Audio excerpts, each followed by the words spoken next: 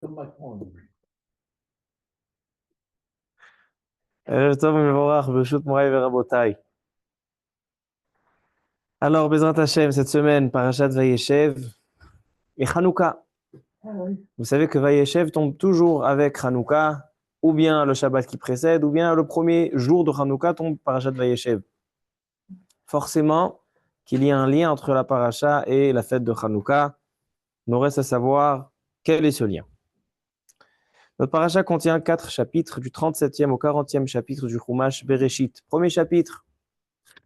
וישב יעקב בארץ מגורי אביו בארץ כנען, אלה תולדות יעקב יוסף בן 17 שנה, היה רועה את אחיו בצאן, והוא נער את בני בלהה ואת בני זלפה נשי אביו, ויבא יוסף את דיבתם רעה אל אביהם. Donc, en fait, ce qui se passe ici, c'est que Yaakov a des préférences, Yaakov a des préférences à son fils Yosef. Les frères ont une haine qui va naître, Ensuite, Yosef va rajouter sur cette haine, il va rajouter les rêves. Il va rêver 2 rêves. Il dit voilà, je rêve qu'il y a le soleil, la lune, les étoiles qui se prosternent. Il y a des épis de blé qui se prosternent à moi. Et donc, ça fait que empirer la situation. Il le déteste encore plus. Donc, suite à ça, tout le monde connaît que les frères vont essayer de le tuer. Réhouven, qui vient à la rescousse, il dit non, non, non, non, le tuez pas, jetez-le dans le puits. Il le jette dans le puits. Et après, Yehuda, il dit non, ne le jetez, venez, on va le rechercher. On le vend au Ishmaélim. On le vend pour qu'il s'éloigne d'ici, le plus loin possible. Et ainsi, par la suite, ils ont pris sa tunique que son papa lui avait fait une préférence. Son papa a fait une préférence à Yosef. Il aimait, il lui a fait une kétonet passim. On va essayer un petit peu de rechercher, de creuser le secret de cette kétonet passim, parce que toute la paracha va se dérouler autour de cette kétonet passim. Parce que maintenant, il a habillé avec cette kétonet. Ils ont eu une kina, c'est-à-dire ils ont eu d'abord la jalousie, ensuite une haine qui est née par rapport à cette tunique, cette robe. Ensuite, quand ils vont le faire disparaître pour aller chez Yaakov, qu'ils vont faire, ils vont prendre cette tunique, ils vont la peindre avec du sang. Et à la suite de la paracha qu'on va arriver tout à l'heure, c'est l'histoire avec la femme de Potiphar, ou qu'est-ce qu'elle va faire, la femme de Potiphar? Elle va lui l'attraper la tunique, il se sauve et il laisse la tunique dans sa main. C'est quoi cette histoire de cette tunique, de cette robe? Bon, en tout cas, il rapporte chez Yaakov Avinu qui est très attristé. Ça, c'est le premier chapitre de notre paracha, Perek Lamed Zayin. Deuxième chapitre, on lâche l'histoire de Yosef. Le deuxième chapitre de notre paracha, le Perek Lamed Chet, 38, nous parle de le mariage de Yehuda avec sa femme. Il va avoir 3 enfants. Er, Onan, Shelah. Il va marier le grand avec une certaine Tamar, qui est la fille de Shem. Et ils vont pas avoir d'enfants. Ainsi avec Onan, ils ont fauté et ils disparaissent du monde sans laisser de traces, sans laisser d'enfants. Ensuite, on connaît l'histoire que Tamar a entendu que la femme de Yehuda est décédée, donc elle vient, elle se présente, elle se cache. Yehuda a des relations avec elle, il lui donne les chotemet, les pétilim, et de cette relation, on va enclencher une grossesse de jumeaux. Ensuite, l'histoire avec Tamar, on l'a attrapée, il a dit Yehuda, il faut la brûler, et Tamar, elle a ressorti les preuves, les chotemet, la pétilim, elle a dit la ish asher el elo anochi hara. Cet homme-là, c'est lui qui m'a mis enceinte. Et donc Yehuda, il a fait un acte héroïque. Il a dit tzedika mimeni, je reconnais la vérité. Et de cette grossesse vont naître Peretz et Zerach, les ascendants donc du Mashiach, Malchut ben David, et le Mashiach ben David. Ça, c'est le deuxième chapitre. Troisième chapitre de notre paracha, on repart à Yosef, d'accord?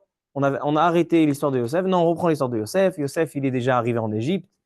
il est dans la maison de Potiphar, la femme de Potiphar essaie de le séduire, il laisse pas, après elle l'a attrapé, il s'est sauvé, après elle a dit ouais, il a essayé de me violer, ils l'ont mis en prison, et en prison aussi, Yosef réussit et monte de grade, etc., jusqu'à que vienne, dans le dernier chapitre de la paracha, il y a la faute de Sarah Mashkim et Sarah Ophim, donc le ministre de la boisson et le ministre de la pâtisserie, ils sont mis dans l'enclos avec Yosef Hatzadik, ils ont un rêve et il leur donne la bonne interprétation du rêve, et comme ça se termine la paracha. La paracha prochaine, c'est déjà la sortie de Yosef de prison, parce que Paro, il a besoin d'un interprète. En tout cas, posons quelques questions. Donc la première question qu'on a demandé ce soir, quel est le rapport entre Parashat Vayeshev et la fête de Hanouka qui tombent toujours ensemble? Toujours la fête de Hanouka tombe avec Hanouka, ou bien le Shabbat qui précède, ou le premier jour de Hanouka tombe le Shabbat Vayeshev. Quel est le rapport? En réalité, il y a un rapport. En réalité, il y a un rapport. Le Bnei Issachar, Rav Tzvi Elimelech Midinov, Alav Shalom, apporte les propos du Megalé Amukot. Megalé Amukot, un livre très très célèbre de Chassidut et de Kabbalah. Il dit le Megalé Amukot, je vous lis dans son langage, le rapport qu'il y a entre Hanouka et la paracha de Vayeshev. Shlitat Melech Yavan ou Avur Chet Mechirat Yosef. Je traduis toute l'histoire de Hanouka, l'emprise des Grecs sur nous, l'exil des Grecs, Galut Yavan, ne puise ses forces que de la vente de Yosef. C'est-à-dire que toute l'histoire de Hanouka découle de la paracha de Vayeshev. La paracha de Vayeshev qui nous décrit la vente de Yosef se trouve à l'origine et à la racine de l'exil de Hanouka. Et si on a aujourd'hui la fête de Hanouka, c'est-à-dire qu'on a surmonté cet exil, c'est-à-dire que quelque part on a rectifié, réparé cette faute si grave de la vente de Yosef. Vous savez que la vente de Yosef, elle nous a coûté très cher dans l'histoire du peuple juif. Vous connaissez tous ce qui dit le Shla Akadosh, au nom des Mekoubalim, que les Asara ou Gemalchut, à l'époque de la destruction du Beth Amikdash, les 10 grands Tanaïm Kdoshim qui ont perdu la vie, c'était réparation, c'était une punition sur la faute. Comme ça, ils disent que Yosef Hatzadik, quand il retrouve ses frères, il dit Atem lechu beshalom el avichem. Vous pouvez repartir beshalom el avichem. Pas seulement Yaakov. Avichem, c'est Avichem Shavasham. C'est-à-dire, vous pouvez mourir tranquillement, mais il y aura des descendants que eux, ça ne sera pas tellement beshalom. Eux, ça sera Sarah Rogé Malchut, ce sera très douloureux. Donc en fait, cette Mechirat Yosef, elle nous a coûté très cher. Il y a une machloket dans les Rishonim. Est-ce que tout l'exil de l'Égypte découle de cette faute-là? Certains veulent dire que le Ramban pense que l'exil de l'Égypte, pourquoi on a eu cette souffrance en Égypte? À cause de la faute de Yosef. Le Maharal, il n'est pas d'accord avec ça, mais en tout cas, on voit ici, dans le Mégalé Amukot, que toute la force du roi de Yavan, le roi grec, qui a eu de l'emprise sur le peuple juif à l'époque de Hanouka, c'est par la faute de Mechirat Yosef. Et il dit entre parenthèses, le Bnei Issachar, que le roi de Yavan, comment s'appelait-il? Antiochus. Antiochus est la valeur numérique de Yosef. Et Melech Yavan, valeur numérique de Yosef. Alors donc, il va falloir essayer de comprendre quel est le rapport entre la faute de Yosef et l'exil grec, et quel est le rapport entre Hanouka et la réparation de cette faute. Comment à Hanouka, maintenant on s'approche très proche de Hanouka, Hanouka, une fête de lumière, de remerciement et de Hoda'a, de Hallel, Gamour ve Hoda'a, en quoi c'est une fête qui va nous aider à rectifier cette faute difficile de la vente de Yosef. Ça, c'est donc le premier point que j'aimerais soulever ce soir. Deuxième point.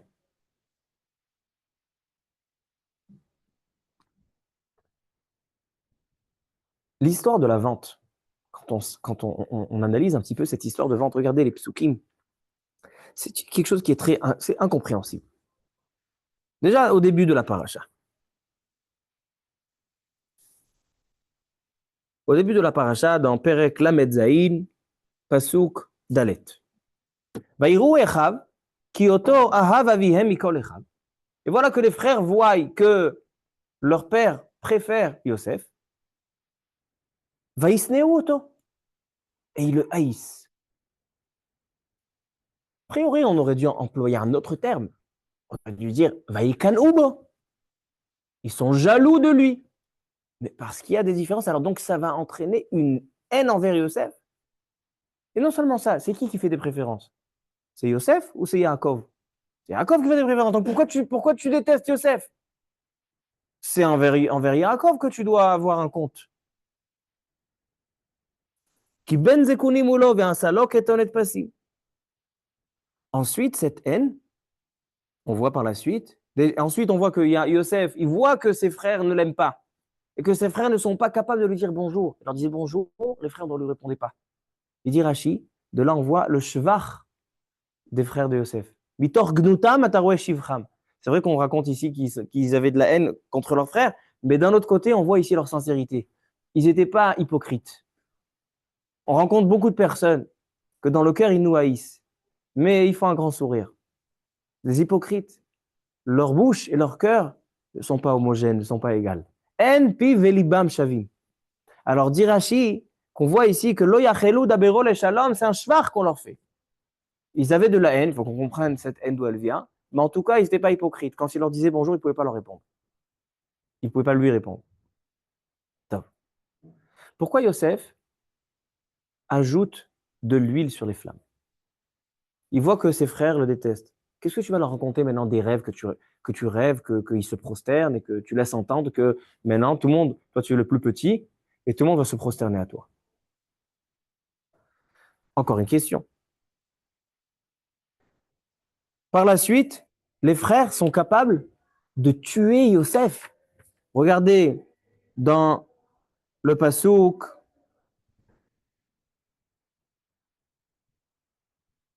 Utret. Vaïrou oto merachok. Donc ils le voient de loin. Ou beterem ikrav alehem vaitnakelu oto lahamito. C'est-à-dire que l'origine du plan, c'est pas de vendre Yosef, d'exiler Yosef, c'est vraiment de le tuer. Vayomeru ish el achiv. Ine ba'al hachalomot alazeh lechu venargehu. Venez, on va le tuer. Venashlicheu be'echad haborot. Après, on se débarrassera du cadavre, on le mettra dans un des puits. Ve'amarnu chayara achalatu. On dira que c'est une bête féroce qu'il a mangée. Et si ce n'est pas que Réhouven est venu, Vaishma, Réhouven va yatzileu miyadam, il serait mort, Yosef. Et après, vient Yehuda, dans le pasuk Kavav, il dit, Vayomer Yehuda el achav, ma betza, ki naharog et achinu vechisinu et damo, lechu venimkerenu la ishmaelim, ve'adenu al tehibo, ki achinu besarenu hu. On ne le tue pas, mais venons, on le vend. Pourquoi c'est Yehuda qui parle? Pourquoi Yehuda ne dit pas, venez, on le ramène à la maison? Non, venez, on le vend.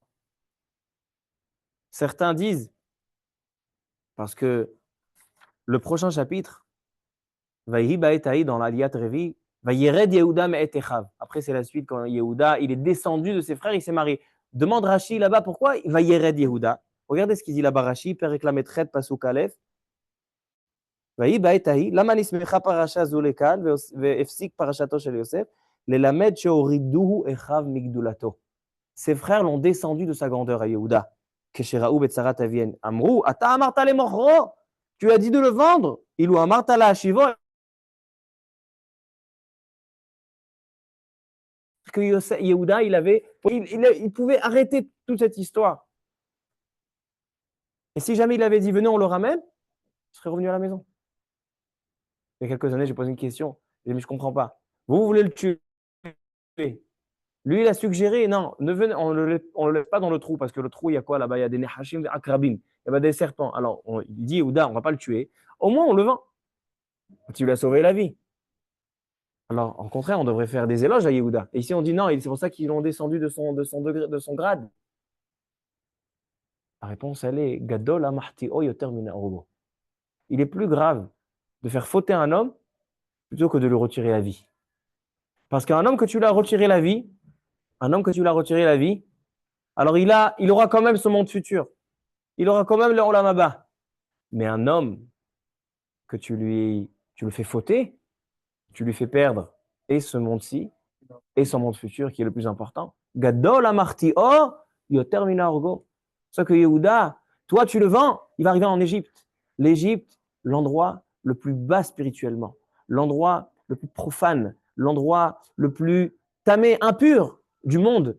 L'Égypte s'appelle Ervat Haaretz. Si on prenait toute la terre et on le décrivait chaque pays en tant que membre, le membre que représente l'Égypte, c'est le membre de la débauche. Ervat Haaretz. C'est ça l'Égypte.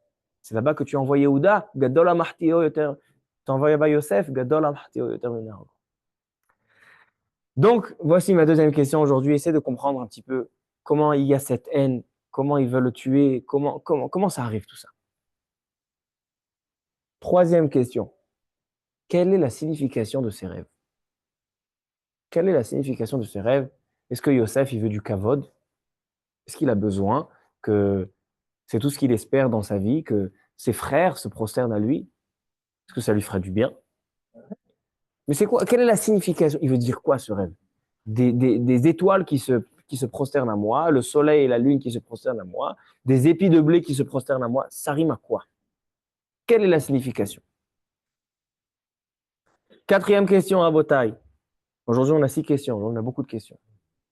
Quatrième question, l'histoire de Yehuda et Tamar et de la famille de Yehuda qui vient interrompre l'histoire de Yosef. Vous avez vu déjà Rashi, il a fait déjà cette remarque. Il dit pourquoi Hefsik? Pourquoi on a fait interruption avec dans cette histoire de Yosef? Tu me mets l'histoire de Yehuda avec sa femme, avec Yehuda, Tamar. Quelle est la raison? C'est ce que je demande. Oui, il y avait déjà les réponses avant qu'on commence Chio. Et cinquième question. Comment comprendre l'histoire de la lignée de Yehuda qui se trouve le premier de la tribu de la royauté, qui commence par une catastrophe, qui commence par un échec et qui termine par une réussite? Quels sont les premiers enfants de Yehuda? Er et Onan. Er et Onan, ils ont tellement fauté qu'Hachem les a jugés dans ce monde. C'est pas qu'il les a laissés vivre tranquillement et après ils arrivent au monde futur et ils ont le cheshbon. Non. Er et Onan, Akadosh Baruch Hu, il les a pris déjà d'ici. Sheila. C'est Tamar qui va en parler. Sheila. Elle a vu que Sheila, il s'est marié avec personne, donc elle est allée chez Yehuda. Mais c'est un sujet, Sheila, où il se trouve. En tout cas, les premiers enfants de Yehuda, un échec total. La deuxième série d'enfants, par sa belle-fille Tamar, Peretz et Zerah. Théomim avec un Aleph. Ça vient, le Midrash, il demande, pourquoi chez Yaakov et Esav, il y a marqué Vehine Tomim Bevitna, il y a marqué Théomim sans Aleph, et ici il y a marqué Théomim, dit le Midrash Rabbah, il dit Tomim, quand on enlève le Aleph, c'est qu'il n'y a pas de tzadikim, c'est pas vraiment de les mêmes. Il y a Yaakov et Esav, Yaakov et les tzadikim, Esav et les rachats. Mais quand on te dit Théomim, des jumeaux, dans le sens du terme, pleinement, malais, Théomim, c'est des tzadikim, Père et Zerah des tzadikim, de là est descendu le Malchut Bet David, Shlomo, le Mashiach. Comment comprendre ce contraste, ce décalage entre la première série des enfants de Yehuda et la deuxième série? Et dernière question, Rabotai. Et ça, c'est une question, je reviens à Hanouka, avec lequel on a ouvert le shiur. La Gemara dit dans Masechet Brachot, page 21. La semaine dernière, on s'est focalisé sur un point dans cette Gemara, et cette semaine, on se focalise sur un autre point. Lorsque la Gemara raconte l'histoire, dans le traité Shabbat 21, l'histoire de Hanouka, il y a eu les Grecs, ils ont purifié les huiles, ils n'avaient pas trouvé, ils ont trouvé seulement une, elle a duré pendant 8 jours. Quelle était la conclusion de cette fête? Conclusion de ce miracle? Ils ont fixé une fête. Et qu'est-ce qu'ils ont fixé? Dit la Gemara, Kvaum lehalel vehoda. Qu'est-ce qu'ils ont fixé ce jour-là? Ils ont fixé un jour d'éloge et remerciement à Hachem. Une fête distinguée de toutes les fêtes du calendrier juif. Toutes les fêtes du calendrier, lorsqu'on a fixé la fête, on a fixé des choses concrètes, des choses qui sont physiques. Pessah, Korban Pessah, la matzah, le maror, Sukkot, la Souka, Rosh Hashanah, le shofar. Chaque fête, elle accompagne avec elle une mitzvah. C'est vrai qu'on fait le Hallel et on remercie ces fêtes-là, mais ce n'est pas l'essence même de cette mise en place de la fête. Mais là, toute la mise en place de cette fête, On a fixé cette fête que sur quoi? Hallel vehoda'a. Moi, je vous demande, comme ça on dit dans le Halanissim, n'est-ce pas? Halanissim, on dit Bimei Matitia ben Yohanan. Et qu'est-ce qu'il y a marqué là-bas? Vekava'u Shemona Temei Chanukah Elul Behalel ou Behoda'a. Il y en a qui disent Behalel Gamour ou Behoda'a. Mais en tout cas, qu'est-ce qu'ils ont fixé? Hallel et Hoda'a. Hallel et remerciements. Et la Chanukah, elle est où? Et les Sven, ils sont où? En tout cas, la Chanukah, elle est censée être présente. Vous savez ce qu'il dit Rav Shlomo Zalman Auerbach dans son shoot Minchat Shlomo? Il dit Rav Shlomo Zalman Auerbach, ils n'ont pas fixé d'allumer la Chanukah. Ils ont fixé de remercier. Comment on remercie? Lorsqu'on voit la Chanukah. On dit Hanerot alalu she'anu madlikim. Pourquoi on les allume? Kedei lehodot le shimcha, pour remercier à ton nom, Anisser, Aniflotera. C'est-à-dire que la Chanukah, c'est pas une mitzvah essentielle de Chanukah. La Chanukah, c'est une manière de pouvoir remercier. On fait on annonce le miracle, on le publie. Pourquoi? Kedei lehodot. C'est pour ça que la Gemara, elle dit, qu'est-ce qu'ils ont fixé? Hallel ve'oda. Mais elle est où la Chanukah? Non, c'est pour la Oda. Non, je vous pose une question. Pourquoi la fête de Hanouka, différente de toutes les fêtes, ce qu'on a fixé, c'est Hallel ve'oda? Ça, c'est ma question. Et je renforce un petit peu ma question pour rattacher d'un autre point de vue la paracha avec la fête de Hanouka. On voit que celui qui a vendu, en fait, Yosef, c'est l'idée de qui? C'est Yehuda. Yehuda et Yosef. On sait que, là, à de Lavo, il va y avoir Mashiach ben Yosef, Mashiach ben David qui vient de Yehuda. Et ainsi, dans Vaïgash est là, Yehuda et Yosef. On voit que Yehuda et Yosef, ils s'accompagnent. Vous savez ce qu'il dit, le Sfat Emet de Go? Il dit, c'est quoi? Ils ont fixé la fête de Hanouka, Behalel ou Behoda'a? C'est quoi Hallel ou Behoda'a? Il dit, Hallel, c'est Yosef. Hoda'a, c'est Yehuda. Ma Apshat, ma Tamit Kaven. Ça, c'est donc la 6e question. Je répète rapidement les 6 questions qu'on a ce soir. Première question, quel rapport entre la paracha Vayeshev et Hanouka? On a vu dans le Galé Amoukot qui dit que la vente de Yosef, c'est en fait ce qui a donné la force au roi grec. Deuxième question, comment comprendre cette haine qu'il y a entre les frères à tel point de pouvoir le tuer? Troisième question, quelle est la signification des rêves? Quatrième question, pourquoi on a interrompu l'histoire de Yosef avec l'histoire de Yehuda, avec Tamar, etc. Cinquième question, comment comprendre ce décalage entre les premiers enfants de Yehuda, Er et Onan, un échec, et les deuxièmes, Peretz et Zerah? Sixième question, pourquoi la fête de Hanouka, on a fixé seulement Hallel ve'oda'a? L'essence de la fête dépend des remerciements et de la reconnaissance envers Hachem. Et comment comprendre les paroles du Sfat Emet qui dit que Hallel et Oda'a, c'est Yosef et Yehuda? Voici les 6 questions. On répond? Natrila Anot. Tov, b'siyata dishmaya.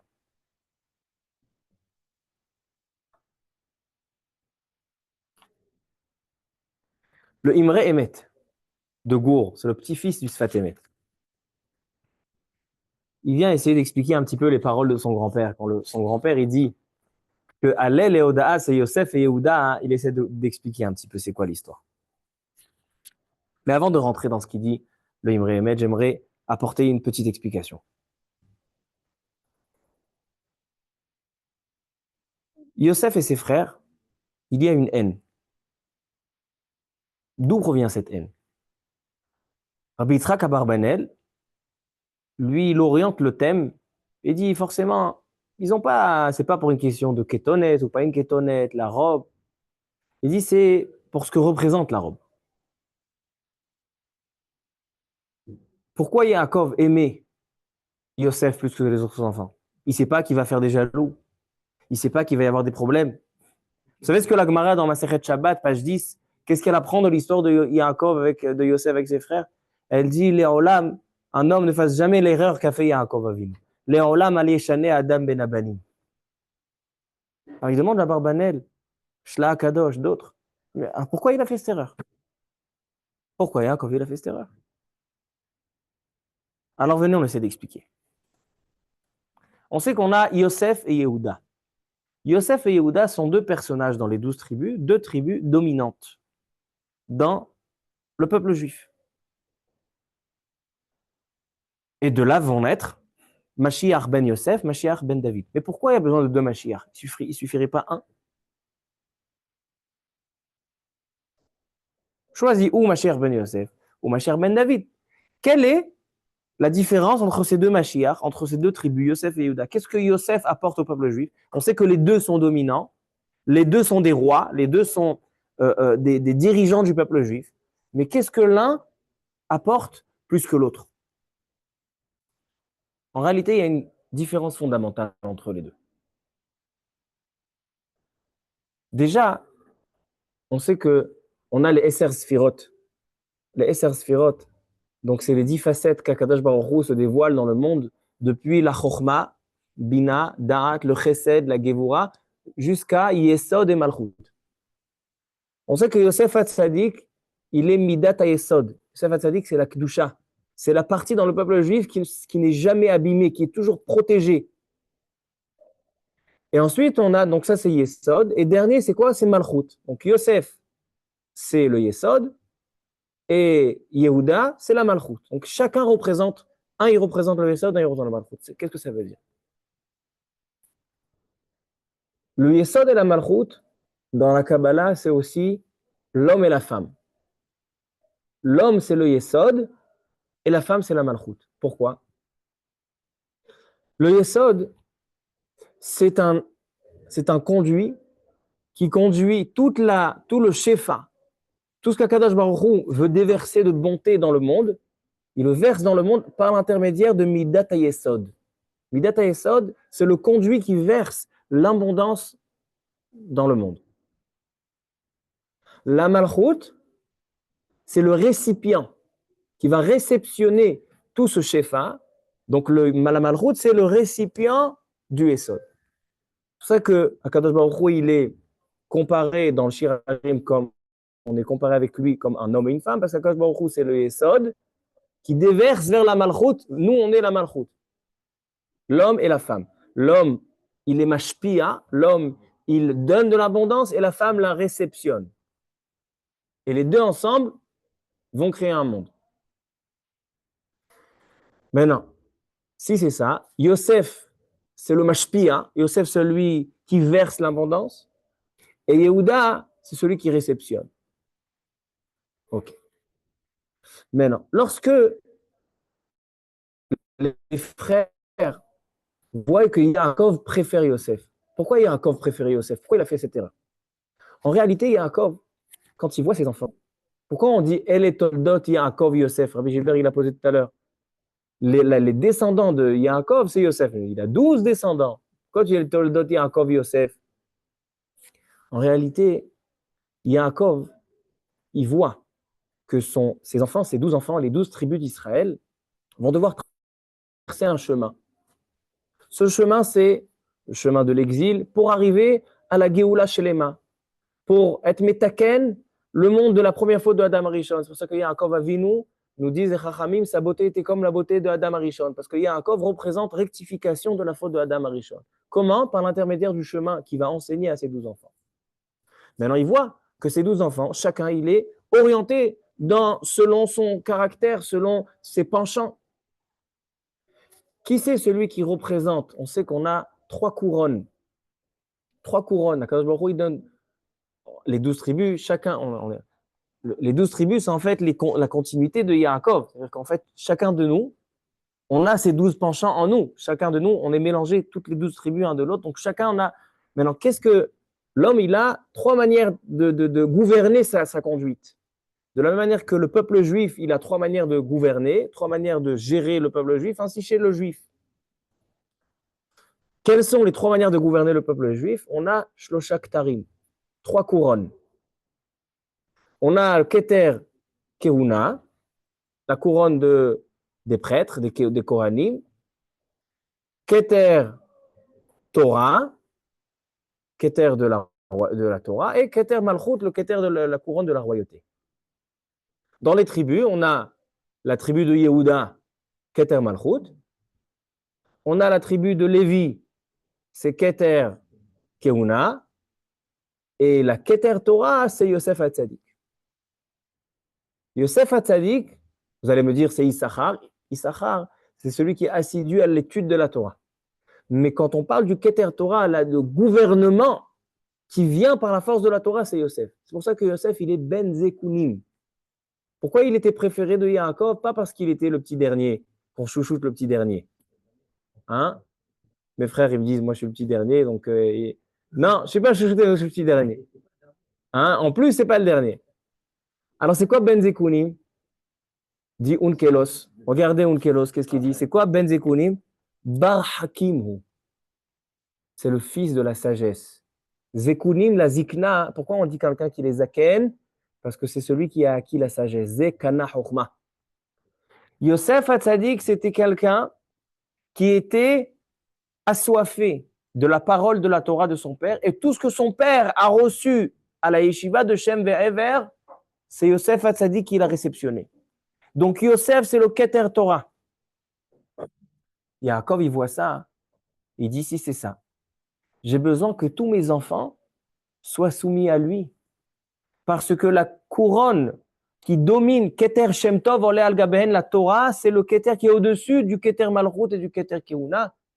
Donc j'ai besoin en fait de faire en sorte que tous les 12 tribus rectifient la faute de Adam Arishon, rectifient la faute du monde, pour arriver à être Metaken et Ta'olam, pour rectifier le monde. Mais ça, c'est seulement si tout le monde sera soumis à l'enseignement de la Torah, comme Yosef l'a été à mon enseignement. Et étant donné que Yosef, c'est le représentant de la Torah, soit qu'il a fait la Ketonet Passim, dis-le à Barbanel, Yaakov, il était obligé de lui faire cette tunique. Parce que l'habit, c'est ce qui en fait montre la valeur de la chose pour laquelle on porte. Rabbi Yochanan, il appelait ses habits Mechabduti. Un homme, de la manière où il s'habille, c'est la manière comment il s'estime à lui-même. Si un homme s'estime en tant que bandit, il s'habillera comme un bandit. Mais s'il s'estime Ben Torah, alors il s'habillera comme un Ben Torah.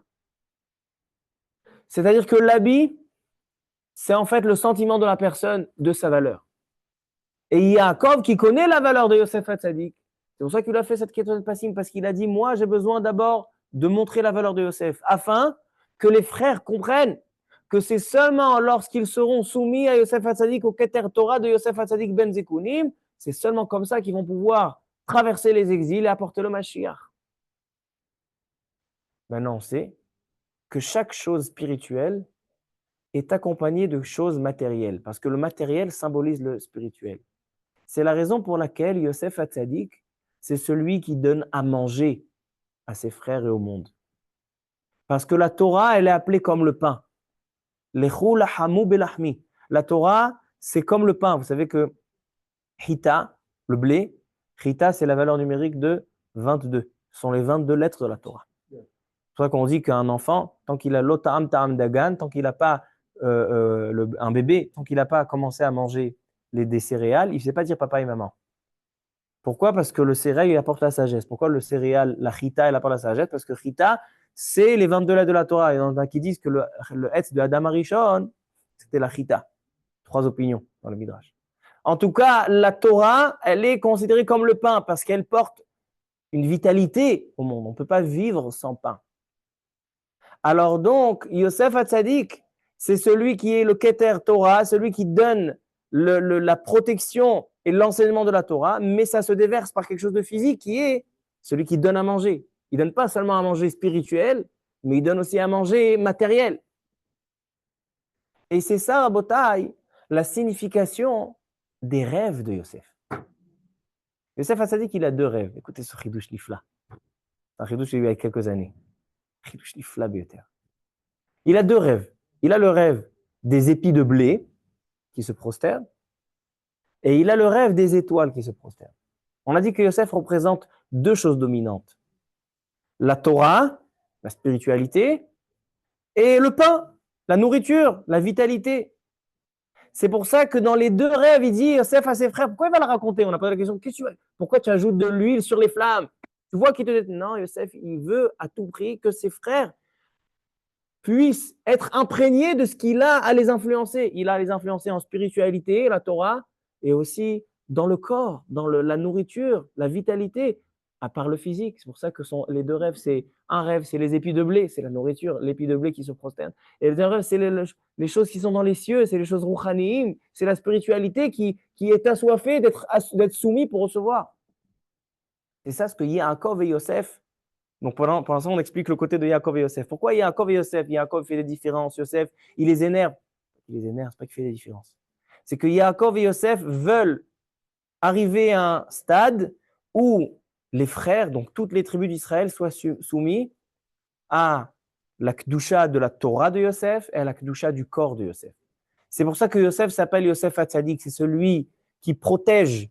Et ça, c'est quelque chose qu'on a dit au nom de Rabbi Nachman il y a quelques semaines, que Yosef Hatzadik, il a deux caractères intéressants, extraordinaires. Il a la Kedusha de la Brit, Midat HaYesod, que Yosef Hatzadik était avec la femme de Potiphar et il a eu les nisyonotes les plus difficiles et il n'est pas tombé. C'est la Kedusha du corps, la Kedusha des Ta'avot. Mais il a aussi la Kedusha de la parole. Yosef Hatzadik, il savait parler les 70 langues et c'est comme ça qu'il arrivait à interpréter les rêves, grâce au Lachon. On avait parlé du Lachon aramite et du rêve, etc.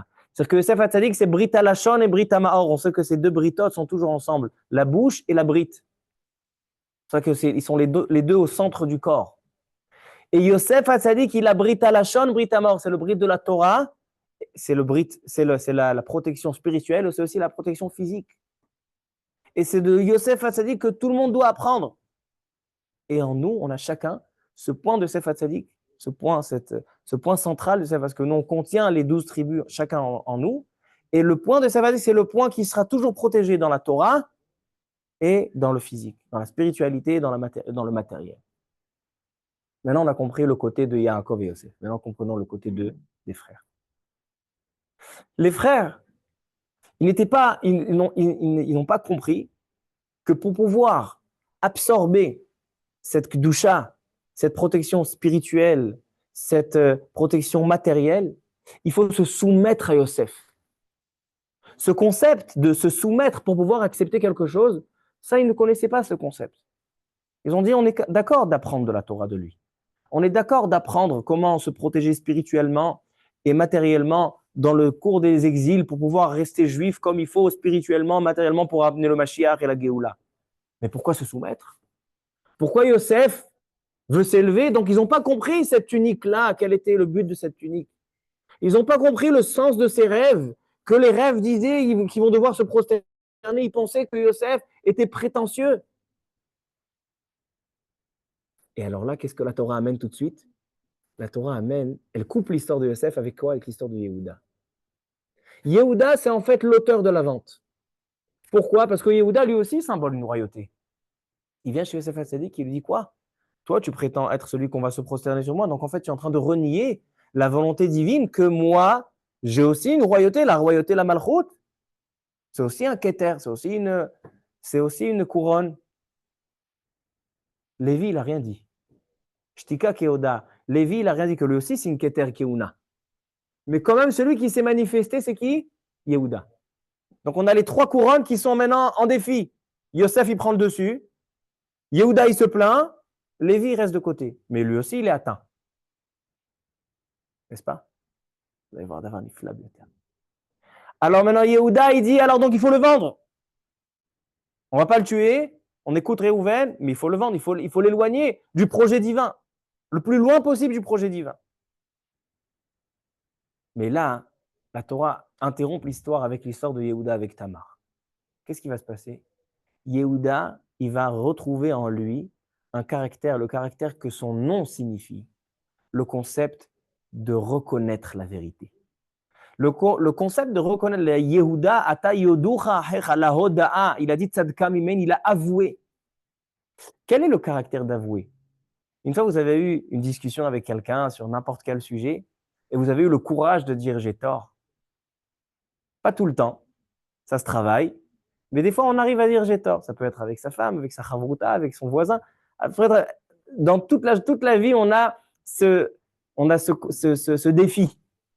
On a des discussions avec les gens et parfois on comprend qu'on a tort. Alors on peut être énervant et on continue, on insiste malgré qu'on sait qu'on n'a pas raison. On peut dire tzadka mimeni, on peut dire j'avoue. Ce caractère-là, c'est Yehuda, il avait en lui et il l'a retrouvé de manière extraordinaire devant tout un peuple. il a dit, j'ai raison, elle a raison, je reconnais, j'avoue. Un homme peut dire j'ai tort seulement lorsqu'il accepte de se soumettre à la vérité.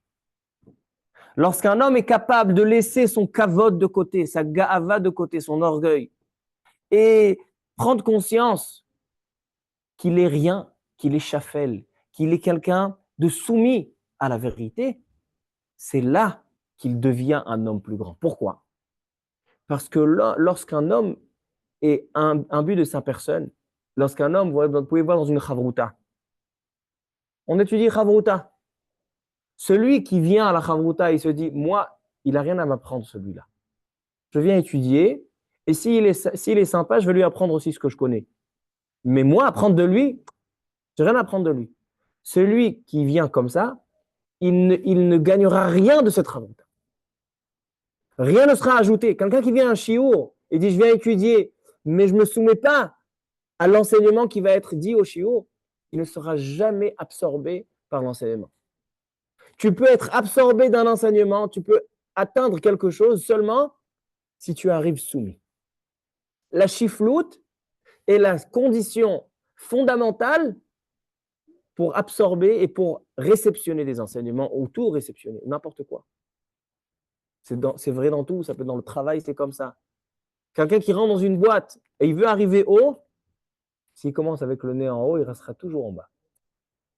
Mais si il suit la hiérarchie, il connaît sa place. Moi, maintenant, je suis un simple employé. Le patron, il voit ça, il va lui donner encore des choses. Plus l'homme est soumis et plus on va lui donner des choses, parce que l'homme soumis, c'est l'homme qui est prêt à réceptionner. Ça, c'est Yehuda qui apporte. Yehuda, c'est ça son nom. Le nom évoque l'essence de Yehuda, la Hoda'a, la reconnaissance. Il reconnaît la vérité parce qu'il est Shafel. C'est exactement la raison pour laquelle Yehuda, c'est lui qui a la Malchut Hashem, la royauté, la couronne de la royauté. Pourquoi? Parce que la couronne de la royauté, David Amelech, Shlomo Amelech, le Mashiach, il y a une question fondamentale. Est-ce que c'est eux les rois ou c'est Hashem les rois? Comment on peut nommer un roi? C'est Hashem le roi. Comment tu peux nommer des rois? Et quand tu comprends que David Amelech, il était tellement anav, tellement chafel, il est seulement un récipient de la royauté d'Hachem. Il représente la royauté d'Hachem. Et tout ça découle de quelle racine? De Yehuda, la capacité de se rabaisser et de pouvoir réceptionner quelque chose. C'est que Yehuda, dès que les frères ils ont vu ce qu'a fait Yehuda, maintenant on va pouvoir enclencher. Maintenant Yaakov et Yosef, le plan il marche bien. Yaakov et Yosef, ils ont dit il faut qu'on fasse qu'ils soient soumis. Les frères, ils n'ont pas compris. Ils ne pensaient pas que pour pouvoir absorber la kedusha de Yosef, on doit être soumis. C'est ça qu'ils ont vendu Yosef. Mais après, Yehuda, il a eu une chose terrible. Il a eu un accident terrible, a priori. Mais cet accident-là, ce n'est pas un simple accident. C'est un accident qui a rendu Yehuda le roi d'Israël. Parce qu'il a eu le courage de dire Tzadka mimeni, j'ai tort. Elle a raison. Et comment on arrive à ce degré-là lorsqu'un homme peut se soumettre? C'est là que tu peux absorber et recevoir la royauté d'Hachem. Donc en fait, Rabotai, Yosef et Yehuda, ils ont deux tafkidim, deux missions différentes. Yosef, c'est celui qui est mashpia. On revient. On a le Yesod et on a la Malchut. Yosef, c'est le Yesod. C'est celui qui donne l'abondance de la Torah, de la Kedusha, l'abondance de la protection spirituelle, matérielle, la nourriture.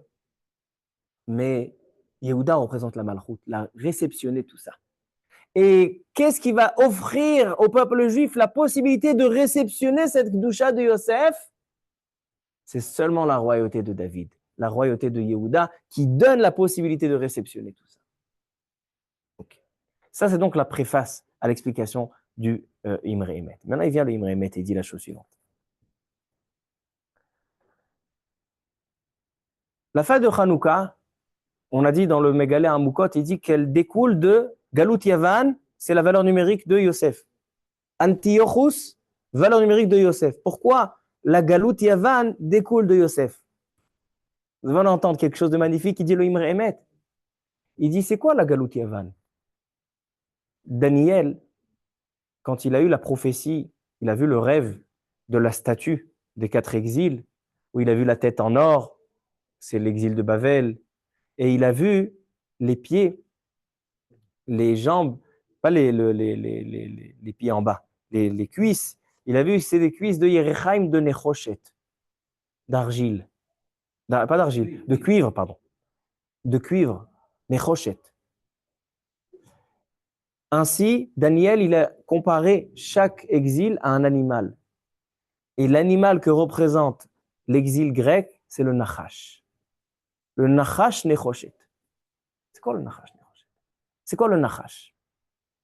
Le Nachash, le serpent, c'est celui qui n'a pas de reconnaissance envers Hachem. Pourquoi?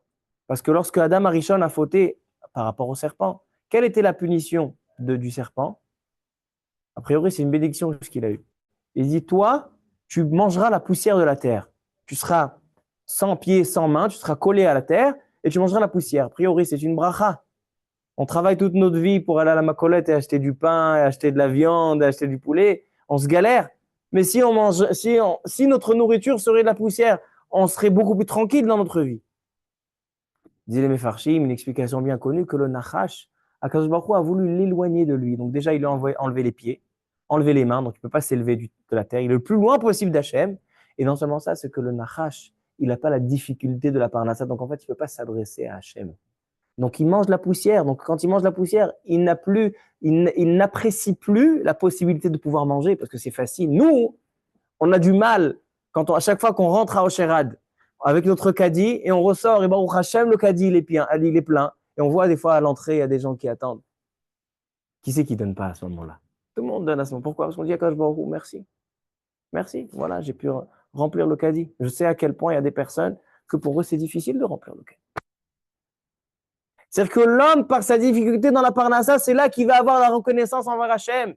Mais le Nachash, c'est qui n'a pas de reconnaissance. C'est pour ça que Galout Yavan représente la Galout, représente le Nachash, représente le serpent. Les Grecs, qu'est-ce qu'ils ont fait les Grecs? On a expliqué que les Grecs, à la place d'utiliser leur corps et leur physique pour leur esprit et leur spiritualité pour Hachem, ils ont fait l'inverse. Pour eux, c'était une descente. C'est comme le serpent, il descend vers le bas. Pour eux, l'esprit servait seulement au corps. C'est que toutes les statues grecques, vous voyez des hommes musclés, vous voyez des stades, toute la Tarbout Yavan, c'est quoi? C'est les stades avec les sports et toutes les compétitions les olympiques. Et tout ça. C'est quoi les Jeux olympiques? C'est Tarbout Yavan. C'est les Grecs qui ont instauré ça. Les Jeux olympiques, c'est montrer à quel point l'homme est descendu du spirituel au matériel. Et quelle est la gloire à l'homme? Celui qui connaît le chasse? Celui qui connaît la Torah? Non. Celui qui a réussi à donner un coup de pied que le ballon arrive dans le bon endroit. C'est ça. C'est ça, la Galout Yavan. La Galout Yavan, c'est éloigné d'Hachem à tel point que tu n'es plus reconnaissant envers Hachem. Tu n'as plus de reconnaissance. Parce que tout ce que tu as acquis, par tes muscles, tout ce que tu as acquis, c'est par ton professionnalisme. C'est pour ça, Rabotai, que la fête de la Galout Yavan, l'exil de Yavan découle de quoi? De la vente de Yosef. Parce que la vente de Yosef, quel était le défaut de la vente de Yosef? Quel était le profond défaut des frères? Elle venait de l'incapacité de se soumettre à Yosef. Le but était d'être absorbé de la Kedusha de Yosef. Et Yaakov et Yosef, qu'est-ce qu'ils ont fait? Ils ont tout fait pour que les frères se soumettent. Ils ont dit, Yaakov, il a fait une tunique. Yosef, il leur a raconté les rêves. Soumettez-vous, allez, recevez la Kedusha. Le défaut, le profond défaut des frères de Yosef dans la vente, mis à part la jalousie et la haine, d'où ça vient? Ça vient de l'incapacité de se rabaisser pour pouvoir absorber quelque chose, pour pouvoir réceptionner quelque chose. Mais là, quand vient Yehuda, et il leur apprend qu'un homme grand, c'est pas un homme qui sait se percher dans sa grandeur et pas se soumettre. Un homme grand, c'est quelqu'un qui sait se soumettre. Et on le voit au Beth Midrash. Plus les gens, ils sont soumis et plus ils apprennent des choses. Plus ils sont un Talmid Chacham, plus il est anav, et plus tu sais qu'il est grand en Torah. Parce que quelqu'un qui n'est pas anav, et il a tort en Torah, il ne sera jamais dans le bon chemin, parce que personne ne va pouvoir le réorienter dans le bon chemin. Lui, il a sa vérité, mais non, sa vérité, elle est fausse. Ah, il a sa vérité. Mais seul celui qui sait changer d'avis, qui sait accepter, écouter les autres, lui, c'est quoi un Chacham? Alomed Mikol Adam. Capacité de réceptionner. Comment on réceptionne? Parce qu'on se soumet à l'autre. C'est pour ça que la galoute Yavan, qui est à cause de l'incapacité de se soumettre, elle vient par quoi? C'est le Nachash, c'est les Grecs qui te disent, viens, éloigne-toi d'Hachem. Kitvu lachem al keren hashor, écrivez sur le taureau, enanu halek be'elokei Israël. Ne soyez pas reconnaissants. Montrez à Dieu que tout ce que vous avez, c'est par votre effort, c'est par vos muscles. Alors, lorsque les Hashmonaïm, de quelle tribu viennent les Hashmonaïm? Des Lévim, de la Keuna. Vous vous rappelez dans l'histoire de Yosef, Yehuda avait 3 couronnes. Yosef, Keter Torah. Yehuda, c'est la Malchoute, il s'est opposé, il a dit venez en levant. Celui qui s'est tué, c'était qui? C'était Lévi. Donc maintenant, dans l'histoire de Hanouka, qui est rectification de cette faute, Yehuda, il ne pourra pas être acteur. Yehuda n'est pas l'acteur qui va gagner la guerre. Ce n'est pas la royauté de David qui va gagner la guerre contre les Grecs. Parce que lui, c'est lui qui a fauté, on vient réparer sa faute. Donc qui c'est qui va réparer sa faute? C'est l'autre couronne, qu'elle n'a rien dit. Lévi qui s'est tué, c'est lui qui va venir à l'histoire de Hanouka, il va gagner la guerre. Maintenant, lorsque Lévi va gagner la guerre, il va faire le tikkun. Comment on fait le tikkun? Qu'est-ce qu'ils ont été metaken à ce moment-là? Une fête, sans matzah, sans soufgania, sans rien. Behalel ou behoda'a.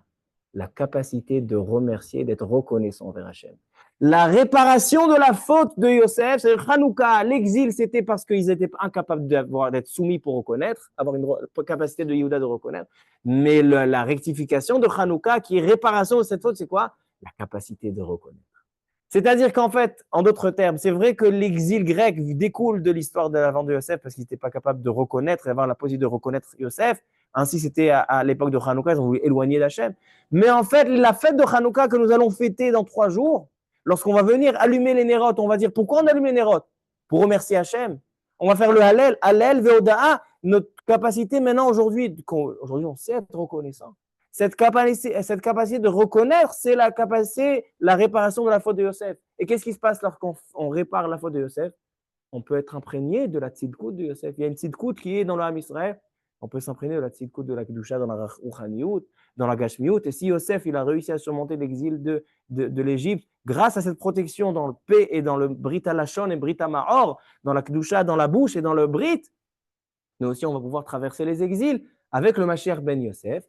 Et dès que Ham Israël a compris ça, alors Mashiach ben Yosef, qui est l'influenceur, il pourra aller de côté, et celui qui apportera la royauté d'Hachem, ce sera le Mashiach ben David. C'est pour ça qu'on a besoin et du Mashiach ben Yosef et du Mashiach ben David. Mashiach ben Yosef, celui qui donne la Kedusha, celui qui infiltre la Kedusha dans le peuple juif, mais le Mashiach ben David, c'est lui qui donne la possibilité de réceptionner cette Kedusha dans le peuple juif et de réceptionner à la fin la royauté d'Hachem sur terre. Alors, dernier point magnifique, où on a instauré de faire ces remerciements. Ala Nissim, vers la Pourkan, et on dit Leodot et Shimcha, Lifilotecha. Dans quelle bracha? La bracha du remerciement. Modim anachnulach, on te remercie. Qu'est-ce que dit la Gemara dans Baba Kama sur quelqu'un qui ne se prosterne pas quand il fait Modim? Vous connaissez la Gemara? Comment on doit se prosterner? On doit se prosterner kehivia, comme un serpent complètement soumis, dit la Gemara. Celui qui ne se prosterne pas quand il fait Modim, après son décès, 7 ans plus tard, son Amoud Shidra, c'est-à-dire que sa colonne vertébrale se transformera en serpent. Quel rapport? Quel rapport entre la colonne vertébrale et le serpent? Il dit parce que la colonne vertébrale qui ne s'est pas prosternée à Modim, qui n'était pas reconnaissante, alors elle va se transformer en serpent. Le serpent, c'est quoi? C'est celui qui ne sait pas reconnaître parce qu'il est le plus loin d'Hachem, il a la parnassa qui est Metsuya, il mange la poussière, il n'est pas à remercier Hachem, il ne rentre pas au Shérad et dit Hachem merci. Donc c'est ça. Le serpent, les Grecs représentent le serpent, c'est l'incapacité d'être reconnaissant envers Hachem. Et le Nes et le miracle de Hanouka, qu'est-ce qu'on fait? C'est qu'à Modim, quand on se prosterne, on rajoute un remerciement. Cette reconnaissance, c'est ça qui nous donne la capacité d'absorber et d'accueillir la royauté d'Hachem à la venue du Mashiach. C'est ça le sens profond de la fête de Hanouka. Alors venons voir si on a répondu à toutes les questions. Birchoutrem. On a posé 6 questions, n'est-ce pas? Première question, on a dit quel est le rapport entre Parashat Vayeshev et la fête de Hanouka. On a dit que le Mégalé Amoukot, il dit que l'exil grec découle de Yosef. Parce que Yosef, valeur numérique Melech Yavan et valeur numérique Antiochus. On l'a bien expliqué. Parce que le Melech Yavan, les Grecs représentent de ne pas reconnaître. de ne pas reconnaissant envers Hachem. Tout c'est le corps. Tarbut Yavan, c'est notre kohi ve'ot semiyadi. Et c'était ça la faute de Yosef.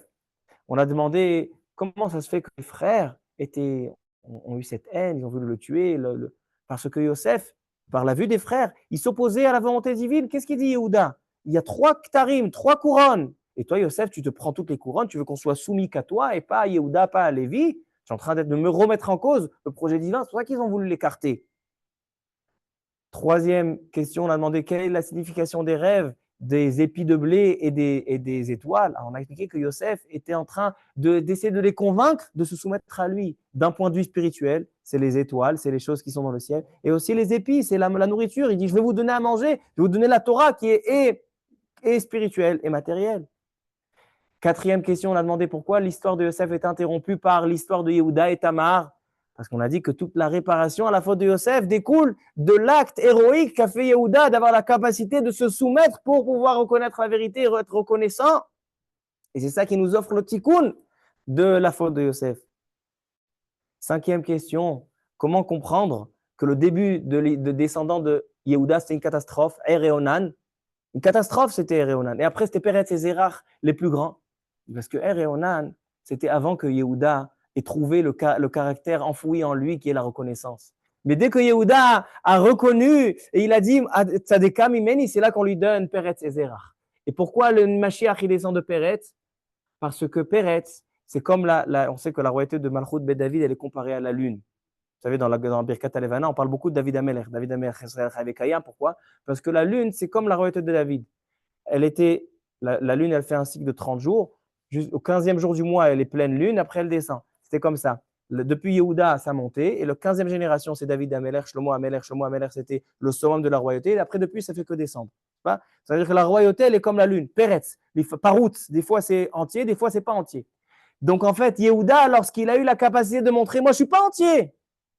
Moi je suis juste réceptionneur de la royauté d'Hachem. Je suis pas entier. Alors toi, tu as montré que tu es comme la lune. C'est ça, Zérach et Peretz. Zérach, c'est la zricha du soleil. Peretz, c'est celui qui absorbe les rayons de soleil. C'est la lune.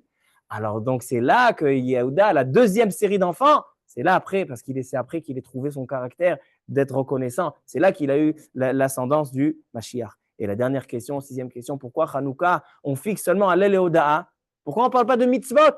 Même la Hanouka, c'est par rapport à la Oda. Pourquoi on voit qu'une fête, elle est fixée par la Oda? Parce que tout le sens profond de Hanouka, c'est l'incapacité, l'histoire des Grecs, c'est l'incapacité de reconnaître, d'être reconnaissant envers Hachem. C'est le Nachash. C'est pour ça que Yavan, Daniel, il voit dans son rêve que c'est le Nachash, parce que le Nachash, il n'est pas reconnaissant envers Hachem. Et nous, notre tikkun, c'est Hallel ve'Oda. Lorsqu'on vient à Hanouka et on dit à Kadosh Baruch Hu, nous, en fait, on n'est rien, on est Hallel, on est modé, on reconnaît, on remercie. Alors là, c'est là que Kadosh Baruch Hu, il fait la récification de Chet Yosef et il nous donne la possibilité d'avoir Mashiach ben Yosef qui va accompagner Mashiach ben David et la royauté, réceptionner la royauté d'Hachem. Mashiach ben David, bimehera, be'amenu. Amen. On va expliquer.